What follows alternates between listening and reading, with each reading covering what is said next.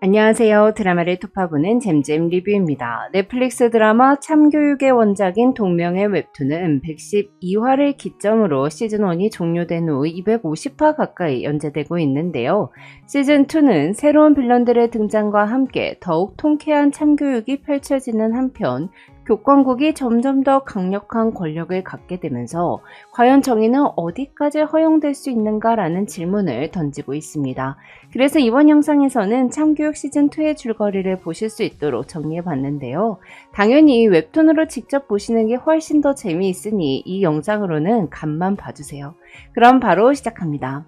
시즌2에서는 신입 감독관인 구세라와 다니엘이 등장합니다. 각 고등학교를 졸업한 20살 구세라는 출근 첫날부터 누구를 취업해주면 되겠습니까? 라고 묻는 인간 흉기인데요. 사실 그녀는 전국 최악의 문제학교였던 강상고를 평정한 여자였어요. 그리고 그녀의 첫 타깃은 너클을 끼고 다니며 아이들을 폭행하는 소년원만 3번 다녀온 인간 쓰레기 이치오였는데요.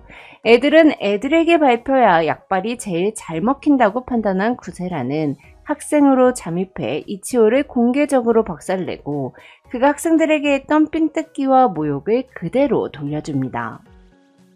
이후 이치오는 교권국에 의해 강상고로 강제 전학을 가게 되고 구세라는 자신이 참교육했던 강상고 일장에게 이치오를 폭력 고자로 만들라고 지시를 하면서 이치오는 강상고의 찐따가 됩니다.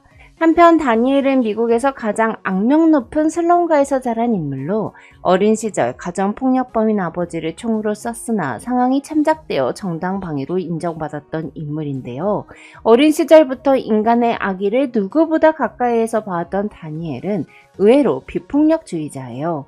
그는 주먹이나 폭력 같은 1차원적인 방법 대신 가해자가 가장 소중하게 여기는 것을 빼앗는 방식으로 참교육을 합니다. 다니엘은 임대 아파트에 사는 아이들을 차별하는 학부모와 학생들을 참교육하는 사건을 맡게 되는데요.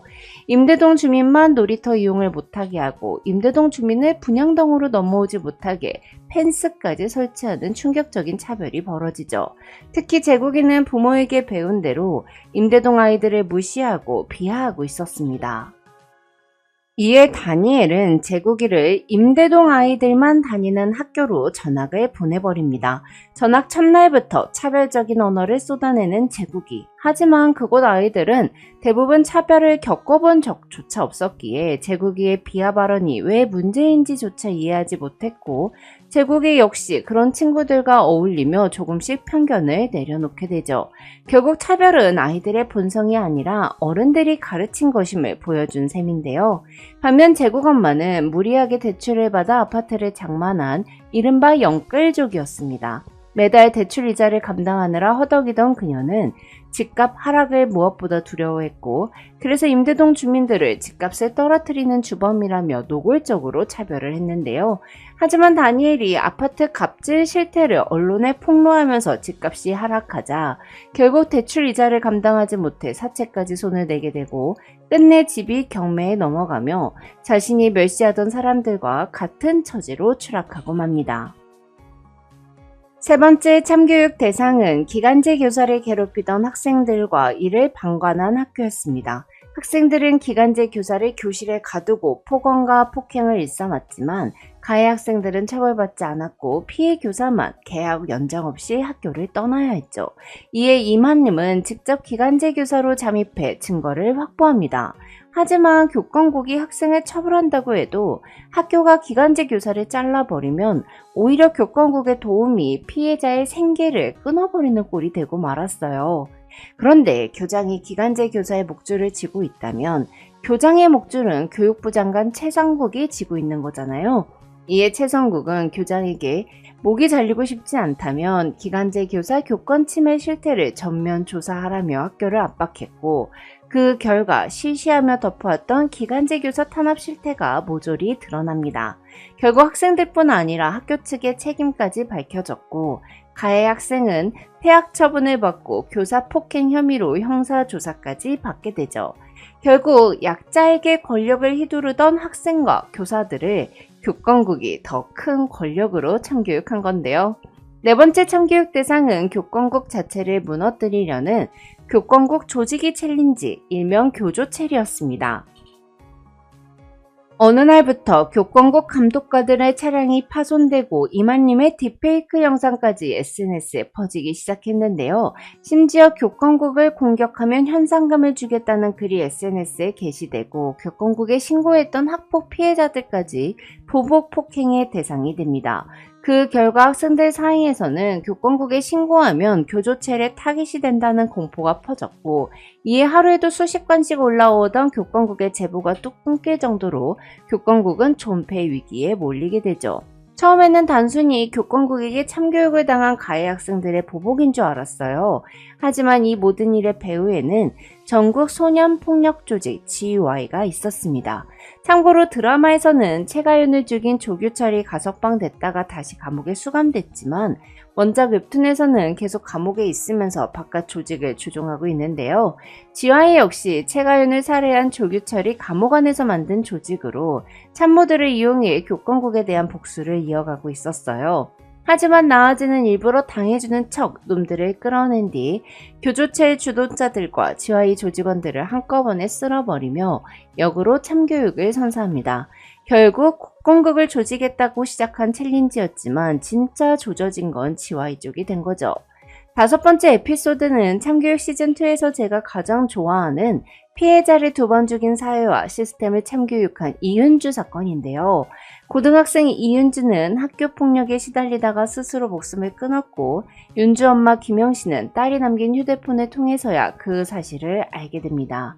휴대폰에는 윤주를 괴롭히던 6,300여 개의 메시지와 악마 같은 목소리들이 담아 있었죠. 이후 윤주 엄마는 가해자 34명을 상대로 무려 8년 동안 싸움을 이어갔지만 담당 변호사가 고의로 재판에 5번이나 불출석하는 바람에 소송은 모두 패소하고 말았는데요. 그 과정에서 그녀는 법이 힘없는 피해자의 편이 아니라 이용할 줄 아는 사람들의 편이라는 사실만 뼈저리게 깨닫게 되죠. 사실 가해자들은 이미 학교를 졸업한 사회인이었기에 교권국의 관할이 아니었습니다. 하지만 최강석은 피해자가 아직도 고통받고 있다면 그건 역시 교육의 문제라며 사건에 개입하는데요. 그리고 권력은 이럴 때 쓰라고 있는 거라며 법무부 장관 후보에 오른 변호사협회장을 압박합니다. 그 결과 변호사협회는 재판을 망쳐버린 이장엽 변호사에게 업계 최고 수준인 5년 제명 징계를 내렸습니다. 제 식구 감싸기라는 비판을 받아오던 변호사협회가 처음으로 제대로 칼을 빼든 셈이었죠. 또한 법원은 변호사 이장엽이 김영신에게 2억 원의 손해배상금을 지급하라는 이례적인 판결을 내리게 되죠. 한편 윤주를 죽음으로 몰고 간 주동자 옥서영, 김윤희, 이다비는 아무 일 없었다는 듯 사회인이 되어 살아가고 있었는데요. 이에 윤주의 친구이자 학폭 피해자였던 장혜란이 세 사람의 신상과 현장 직자까지 공로하며 사건은 다시 세상 밖으로 드러나게 됩니다. 하지만 주동자 옥서영은 집안의 돈과 권력을 믿고 버티고 있었는데요. 이에 다니엘은 그녀의 가장 큰 무기인 경제력을 무너뜨리기로 결심하고 옥서영의 아버지가 운영하는 오경식품 불매운동 여론을 형성하죠. 딸보다 회사가 더 중요한 옥서영의 아버지는 회사를 지키기 위해 딸을 버리는 선택을 하며 옥서영을 직접 경찰서로 끌고 가 모든 학교폭력 사실을 자백하게 했고, 이후 변호사 선임도 해주지 않고 면회조차 가지 않으며 연을 끊습니다. 그렇게 옥서영은 장애란 폭행사주 및 살인미수 혐의까지 밝혀지며 감옥에 수감되어 또한 구급 공무원으로 주민센터에 다니던 이다비는 공무원 인사규정에 의해 징계 면직되었고, 미용사로 재직 중이던 김윤희는 평생 대인기피증에 시달리며 정상적인 인생을 살 수 없게 되죠. 한편 윤주 엄마는 옥서영의 얼굴에 염산을 뿌려버릴 수 있는 기회가 있었으나 마지막 순간에도 복수를 선택하지 않습니다. 복수는 죽은 사람을 위한 것이 아니라 산 사람이 분노를 풀기 위한 것일 뿐이라며 선을 넘지 않았던 건데요.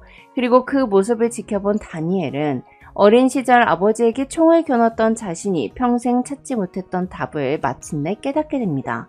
정의는 반드시 폭력으로 완성되는 것이 아니라는 사실을 말이죠.